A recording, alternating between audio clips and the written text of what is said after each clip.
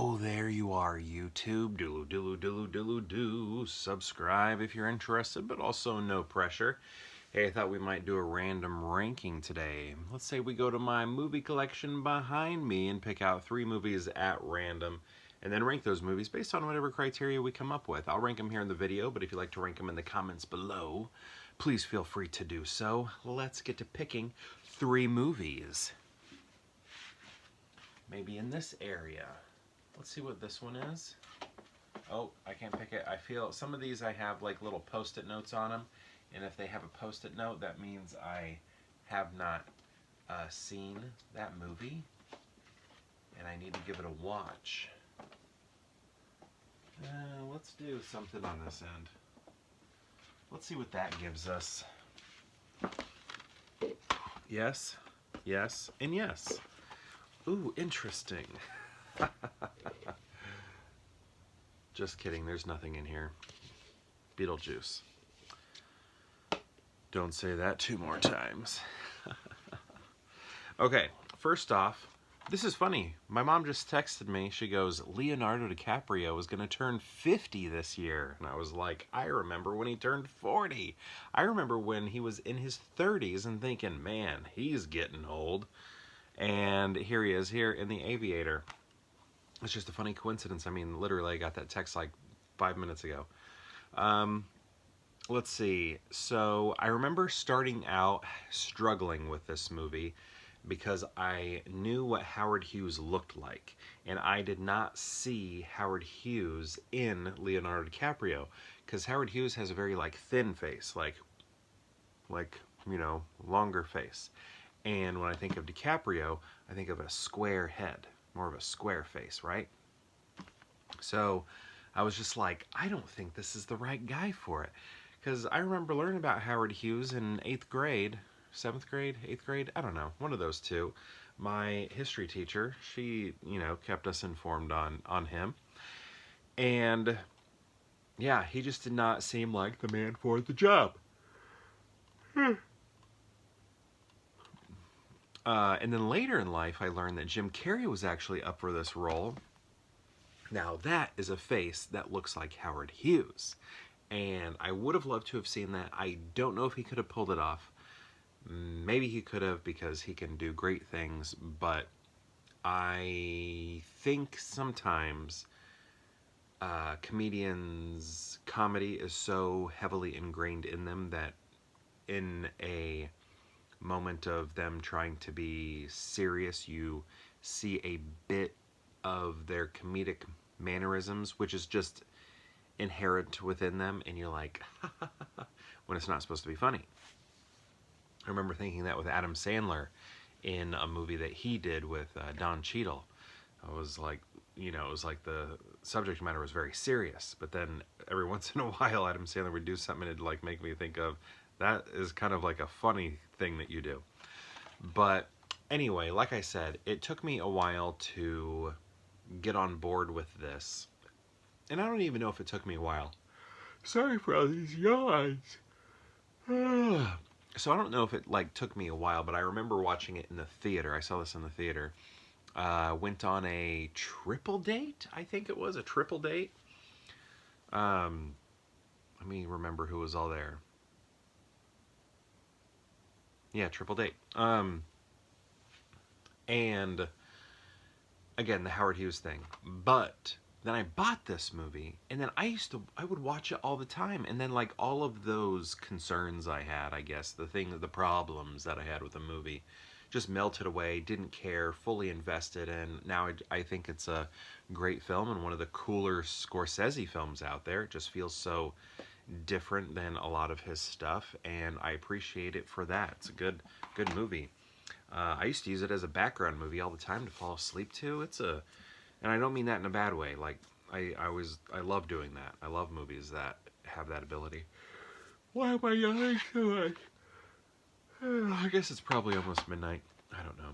Next we have my wife. Actually, it's Borat. Very funny. Let's get this whole title in here. Sacha Baron Cohen stars in Borat, Cultural Learnings of America for Make Benefit Glorious Nation of Kazakhstan.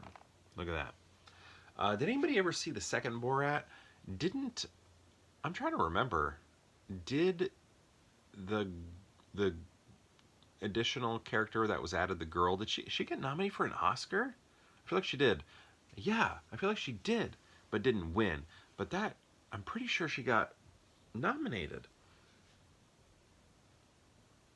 I'm trying to make sure it wasn't just like the Golden Globes or just like SAG, and it was the Oscars. I feel like it was the Oscars. So I still need to see Borat 2. Never did watch it, but is it feel like dated already because it's like he's diving into current events? So like after all those current events have passed, is it even like funny anymore? I don't know. Like this was funny at the time. I remember laughing at this, and same thing with like Bruno. I never watched Ali G. My wife watched Ali G. I didn't. I watched his movies. She didn't. So yeah. But I got a free T-shirt with this. I remember. Actually, the T-shirt I turned into a rag for my painting, and it's actually just right over there somewhere. And it's like says Kazakhstan on it. But yeah, funny movie.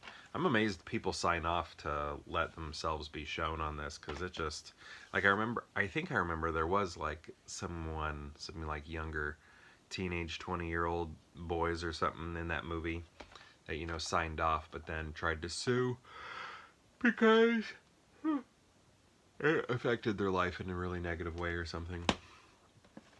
Next we have I wouldn't say I've been missing it, Bob. Office Space. I believe you have my stapler. Very quotable movie. I love this film. I first watched this at my friend's house. I believe it was a sleepover, or I was just over there to, like, we would always pair up for projects and things like that. So maybe I was going to his house for, some project we were working on for school, and then we ended up watching this. But he showed it to me, and I loved it. And this was probably in, I don't know, 6th grade or something. This is kind of when we were hanging out most. Yeah, 6th grade. So, yeah, love this movie. I think it's so funny. It probably had a little bit too much of an impact on my life, thinking that, you can act like this and survive, but you can't. So now I'm as old as I am, only now just like starting my career in a substantial way. So don't let this movie influence you. Don't let this movie influence you. Chase that money as young as you can. If there's any advice I can give anybody, chase that money. Be a hard worker early. Don't want to do nothing. Because you can't. You can't. You have to do something. So, yeah, I don't know. I just hung out and partied for ever. College lets you do that too. So it's kind of a weird thing about college. It kind of lets you live in this limbo stage for a long time, especially if you get degrees after your bachelor's degree. Like I went to college for 8 years. Yeah, they're called doctors, not me. But I got a terminal degree and everything, but it gave me like 8 years to just float around. And other people that I went to high school with had 8 years of job experience. Like they went into vocations and things like that, and they were buying houses and stuff. And I still can't even do that. It's like, don't let this movie influence you, kids. Don't do it. All right, here I am. So, how are we going to rank these? All right, I think I'm going to put Borat at the end there. Got that slipcover.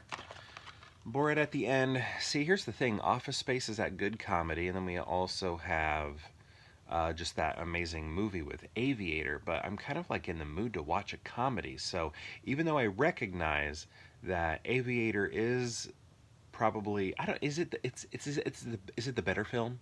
Because here's the thing. Like maybe you could say this is the better film. I feel like you could because it's top tier comedy. But here's the problem. It's like they're both top tier films in different categories. So it's like they can't even be put up against one another. So that's why I just have to go for the type of mood I'm in. Because if we're talking about biopic drama, you know, top tier film. If we're talking about comedy, top tier film, then how do you put them against one another? I don't know. So what I'm going to do, again, is just pick the funny one because I'm in a comedy mood.